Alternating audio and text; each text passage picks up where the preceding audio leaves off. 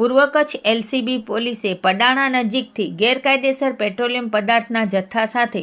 એક આરોપીને ઝડપ્યો, જેની માહિતી આજરોજ એલસીબી પોલીસે બપોરના અંદાજિત 2 વાગ્યાની આસપાસ આપી હતી. પૂર્વ કચ્છ એલસીબી દ્વારા ગાંધીધામ બી ડિવિઝન પોલીસ સ્ટેશનની હદમાં પંચરત્ન કોમ્પ્લેક્સની પાછળ ચામુંડા લોજિસ્ટિક્સના ખુલ્લા વાડામાં કન્ઝ્યુમર પંપમાં ટ્રાન્સપોર્ટેશનના વાહનોમાં ઇંધણ તરીકે શંકાસ્પદ પેટ્રોલિયમ પદાર્થ ભરી આપતો હોવાની બાતમીના આધારે રેડ કરતા